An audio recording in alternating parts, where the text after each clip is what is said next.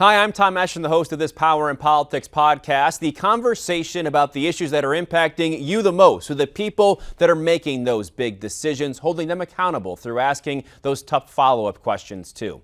Today we sit down with Democrat Paula Collins. She's running against Elise Stefanik for New York's 21st Congressional District seat in this November's election. The wide-ranging conversation spans from abortion, democracy, the SUNY system, agriculture, and much more. She's also a cannabis tax attorney, so we get into that a little bit. New York's cannabis rollout, much to be desired, as some might say. She also tells us why she thinks her campaign is different than others that have challenged and failed against Stefanik in the past. So thanks so much for tuning in, and please subscribe to the podcast wherever you get your podcasts, or you can tune in on YouTube, CBS6 Albany. Paul, we really appreciate your time. Thanks for coming in. You're logging a lot of miles on the campaign trail, aren't you? Absolutely. Yeah, we appreciate you taking a few minutes with us here for this live portion of the interview. First, I want to ask, of course, over the last decade, we've seen this dominated by the Republican, Elise Stefanik. Why is your campaign different this time around, do you believe? My campaign is different this time around because we're looking to honesty and integrity and restoring those qualities in our governmental system. And of course, Elise Stefanik has aligned herself so closely with Donald Trump. She doesn't seem to be able to think for herself. And so it's time for a new voice, and also a voice that represents the people of New York 21. Frankly, right now, as I travel the district, what I hear is kitchen table issues, and yet when I listen to Elise Stefanik, I'm hearing other issues that have nothing to do with the people of New York 21. One issue I think a lot of people that resonates with a lot is the border right now. At least that's what polls show. The border is a concern for anyone that has a border or doesn't. The North Country does have a border. The North Country does have a border. 4 of our 15 counties are right on the border. And what we had really was a bipartisan bill that gave us more border agents and more border judges. Frankly, as I talk to small business owners, we need also a temporary work visa for those asylum seekers to be able to cross the border and within a matter of weeks or months be able to get a job, support themselves, and by the way, pay taxes into those towns and counties where they've landed. Elise Stefanik has it firmly on her shoulders to be able to introduce legislation, and she has not. In fact, she listened to Trump signaling that he wanted this issue kept alive during the election cycle. So the fact that we don't have a workable immigration policy right now is squarely on Elise Stefanik's shoulders. How do you balance protecting the border, as they say, between taking advantage of what an immigrant can bring to an economy and to a country or a state for that matter? Well, that's an excellent question because, of course, none of us want to see dangerous people brought over the border, but statistically what we're finding is that the people that are coming over the border are here for good intentions. That is, by the way, why we need those border agents.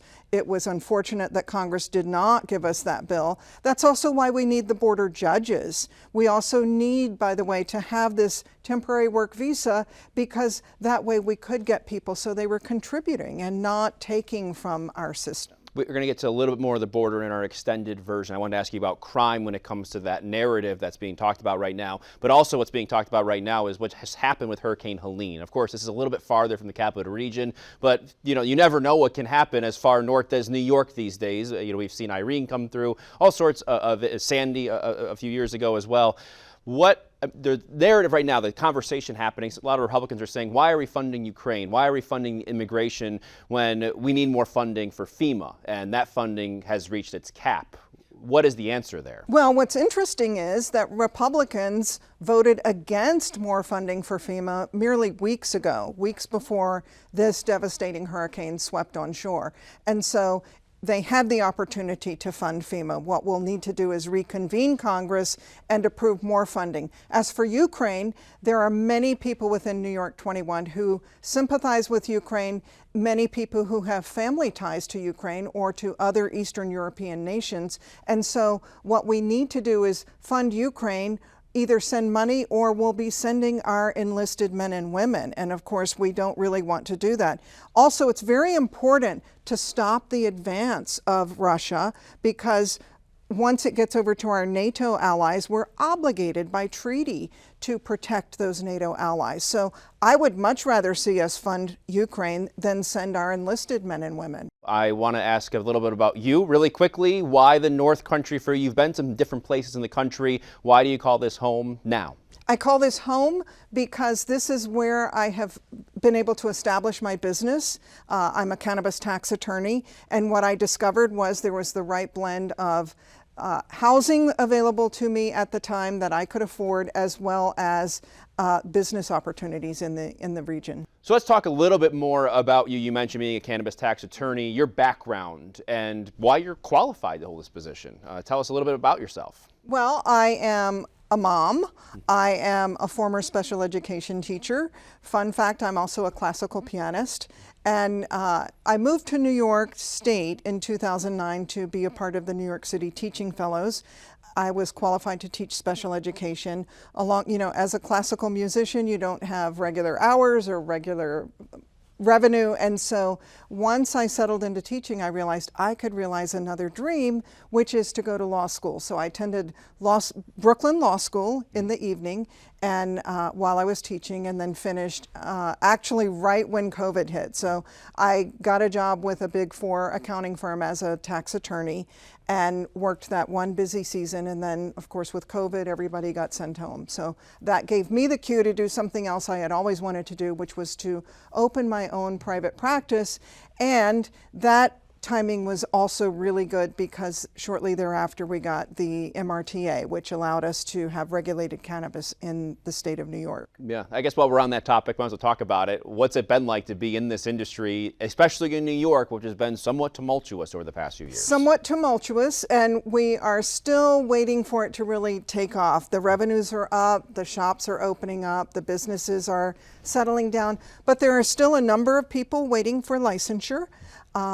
There are a number of people waiting to kind of see where it all goes. And so the other thing is, at the federal level, we were hoping for rescheduling from Schedule 1 to Schedule 3, which would make a huge difference in the tax return for a cannabis business. The Biden administration has now signaled that they will wait until after the election because they did not want it to be a partisan issue or a political issue, really. What was the biggest issue in New York's rollout? Oh, interesting. I believe it was staffing. I believe that the OCM was not quite ready to form as an agency. And, to their credit, they were trying to work very carefully within the parameters of social equity. They wanted New York to be unique in that regard.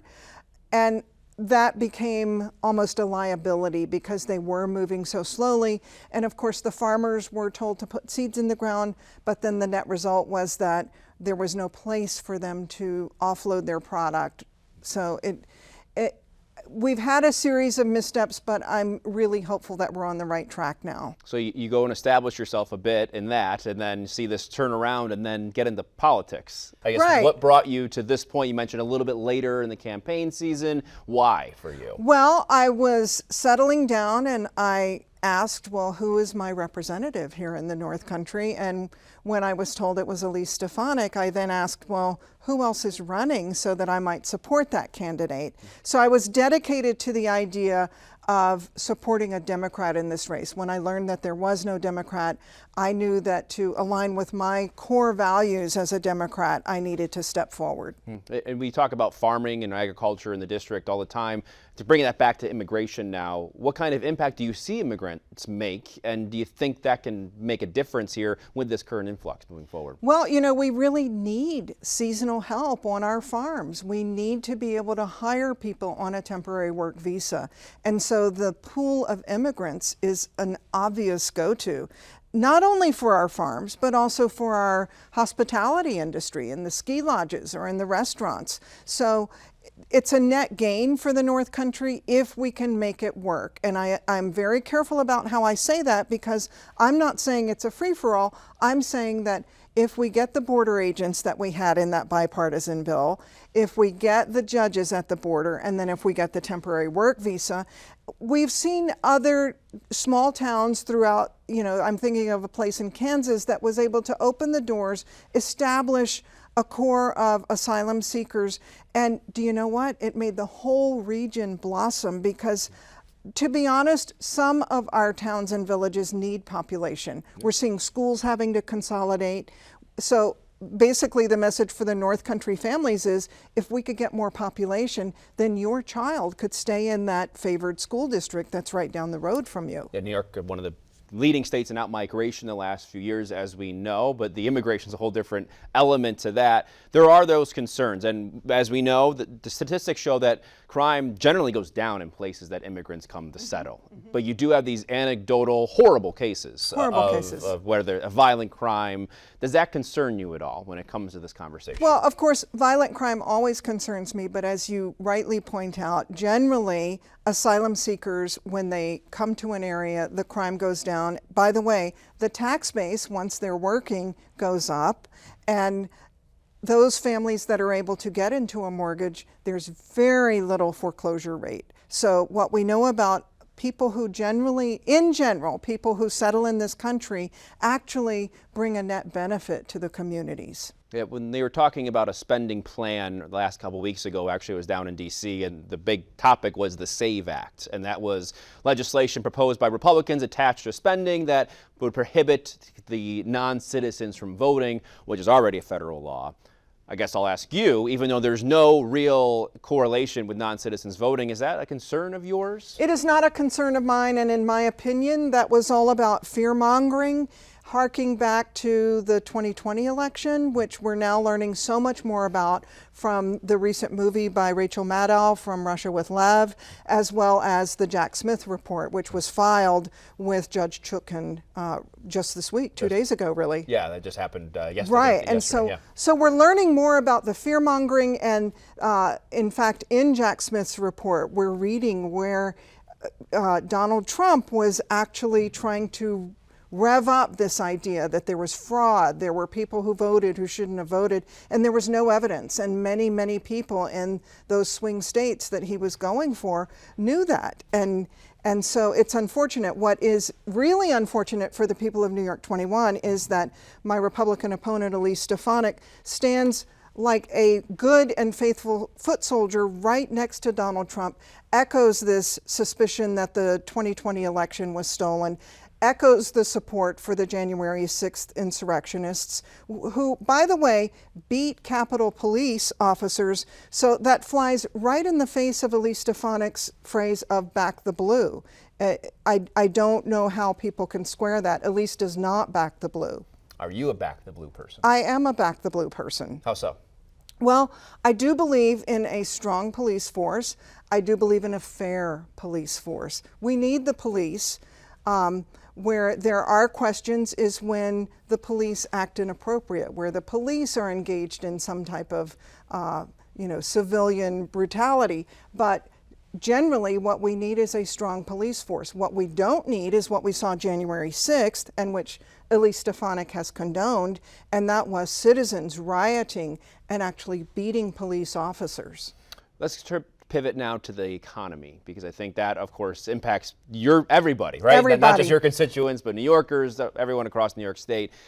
Donald Trump is, and at least I've asked Elise Stefanik about the tariffs that Donald Trump has proposed, and even despite the last time around, I did press Elise Stefanik about the fact that that did impact agriculture a bit. But she said the farmers align with Donald Trump. What kind of economic policy do you think can have the best impact on farmers, the individuals in your districts moving forward here? Well, we need a couple of things. We need this opportunity economy that Kamala Harris is talking about. We also need approval of the Farm Bill because, by the way, the Farm Bill is on overtime. It should have been approved by December 31st of 2023. Here we are almost at the end of 2024, and we know that we won't be able to get it approved before 2025. What that does is those farmers are working on price structures that were negotiated way, way back in 2017. So of course the farmers are struggling. But you asked about tariffs. There is no benefit to the consumer. In fact, the average consumer is going to pay more out of pocket with those tariffs. It's not that we're going to be able to send a bill to China. All of that is going to bounce back on those inexpensive goods that we buy, whether we're buying them at the local five and dime, or whether we're buying them at Walmart or off of Amazon, those prices are going to go up on things that we use, electronics that we use, and farmers certainly use a lot of electronics in modern agriculture. The other thing that we know is that a lot of the stressors that we're experiencing in the economy are really an example of corporate profits being so out of proportion to what is sustainable for a healthy economy. And Donald Trump and Elise Stefanik are advocating for more corporate tax breaks. I would rather see us give more tax breaks for our everyday individuals, the child tax credit, that first year credit, other things that would put the extension of the earned income credit, other things that really put dollars in the pockets of men and women and families that work, as opposed to corporations. Corporations are way ahead of the game right now, and we don't need them to go any further. You talk about corporations. Another aspect of Kamala Harris's economic proposal involves price gouging. And there have been some farmers concerned about how they can do their business if they're not allowed to make enough at the back end. Are you concerned at all about that? Well, so we need to go back to our farm bill. And we need to craft the farm bill so that there are protections for the farmers. And again, I'll go back to one of the reasons that the farmers can't get a good grasp on their own personal pocketbooks, much less the budgets for their farms, is because we're working on old price schedules. We've got to update those price schedules. Finally, the economy spending, in many ways can lead to inflation. And we've seen that throughout history, whether it's a Republican or a Democrat. I guess, are you concerned at all about the spending going over the top and causing more inflation moving forward if some of these policies would be enacted? If you look through history, Democrats don't spend as much as Republicans. And so, Donald Trump put our nation in a greater deficit than had ever happened before. So I'm not. I'm looking forward to Kamala Harris and Tim Walz implementing the policies of their opportunity economy. By the way, there's that first-time house homebuyer credit, which will be significant because, we didn't even talk about the housing crisis in NY-21 or throughout New York or throughout the nation. Kamala Harris is wanting to give that, I think it's a $25,000 first-time homebuyer credit, and also create 3 million new homes. Now let's say she only gets halfway there. Well, that's 1.5 million more than what we've got right now. Nothing like that has been proposed by the other side. Let's go to the Second Amendment, because we saw a few weeks ago, of course, in Georgia, school shooting. Some people calling for more, federal gun laws, stronger gun laws. We know New York has them. It has some of the strongest in the country. But for you, do you think gun laws should be strengthened across the country, or should that be left to the states? I do. And my view on guns, it aligns very closely with that of Tim Walz. Tim Walz is a hunter. He has guns. Kamala Harris has a gun. But they're not proposing that we use guns in a way that frightens children or that endangers the lives of children. Yeah. So in your district, obviously that's a very important issue.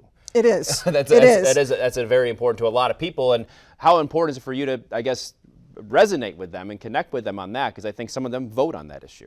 Well, and so what I like to assure them is that I am pro Second Amendment, and you can even look through some of my positions. I'm a cannabis professor at Elizabeth Hobbs School of Law with Pace University in White Plains, and just last week we were talking about how is it that somebody with a medical marijuana license can retain their gun rights, and it is a Second Amendment right. And so I have been on record as defending Second Amendment rights, but I do get concerned. I was also a special education teacher. I could see how those active shooter drills were just, they could destroy a school day for a child just to go through the drill. Let's pivot now to abortion, and I know that's something that's one of the bigger ones for people, again, throughout the country in this election. Where do you stand on that? Where do you stand on IVF and whatnot? Well, it's too bad that we've pinned it all on abortion, because if you look at our New York Prop 1, the Equal Rights Amendment, or the national issue, what we don't want to see is an abortion ban, because that endangers the lives of women, and we don't want to have a doctor so cautious about the health care that is delivered to women, that women are then in some states told to go out to the parking lot and bleed out or wait till they get more sick and then try to come back in. We've lost lives. If you look at the state of Texas, where there is an abortion ban, we've lost women's lives. That should not happen. It should not happen in 2024. It should not happen when we have all of the technology available to us. But the broader issue really is privacy, a woman's right to privacy. As Tim Walz says, we don't want the government to be in that doctor's office with us. And there's IVF, that's the only way that some people can have families. The other conundrum is, so you don't want me to terminate a pregnancy, but then you don't want me to start this other pregnancy if I need to have some help, some type of therapy with IVF. And the issue goes beyond that, because there are hormonal therapies that are available for trans individuals. There are hormonal therapies that are available for women of a certain age dealing with menopause. By the way, there's also the contemplation of a ban on contraceptives, because that is a hormonal therapy. Most women that I know are using contraceptives not really for birth control, but to regulate themselves, their cramps, their headaches. I mean, so the proposal that we would make contraception illegal is really limiting women's ability in the workforce, by the way, because many women wouldn't be able to work for 5 to 10 days out of the month if they could not have access to contraceptives. So it's a sweeping limitation on the rights of women that is not appropriate for our nation. You talk about sweeping, and I think a lot of the times when I talk to Republicans about this, they argue that should be up to the states, that we shouldn't have a touch on that as a federal government. That's why we overturned Roe, the Dobbs decision, what have you. What do you think of that argument, that the state needs to decide and not the federal government and Congress? Well, doesn't that fly in the face of the 14th Amendment, which is equal protection under the law, so that a woman in Texas should have all of the same rights to bodily autonomy as a woman in New York? Okay, finally here, I guess we touched on a little bit of everything so far.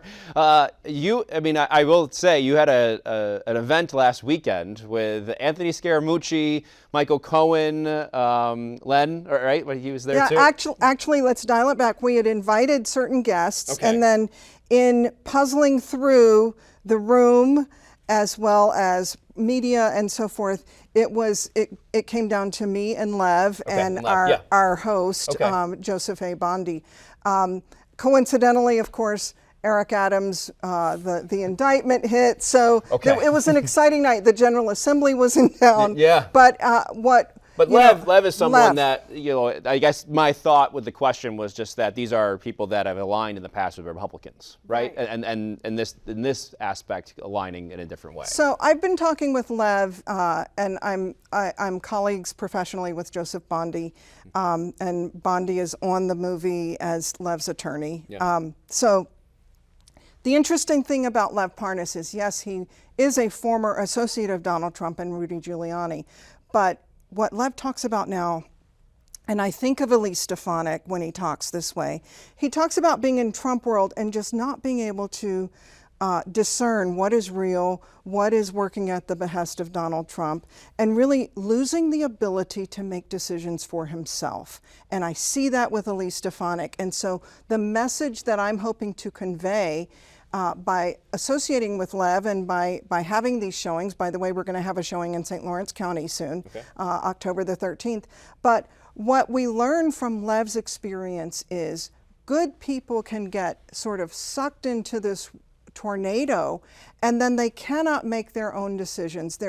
And Lev has a point in the movie when he says everything revolved around protecting Donald Trump. And it didn't matter what was right. It didn't matter what was wrong.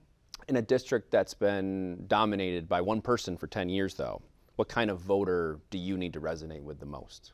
I need to resonate with that Republican who may be thinking, I'm not so sure. We've got a Republican candidate who's been convicted on 34 counts, and we just keep hearing more and more of the same. And then we look at Elise Stefanik. She has actually turned so many different views. The view on Ukraine is the biggest one that I hear from the voters, that, gee, in the early days, Elise supported aid for Ukraine. That was important, especially somehow on the eastern part of the district, in Essex County and Warren County. That issue resonates very strongly with the voters.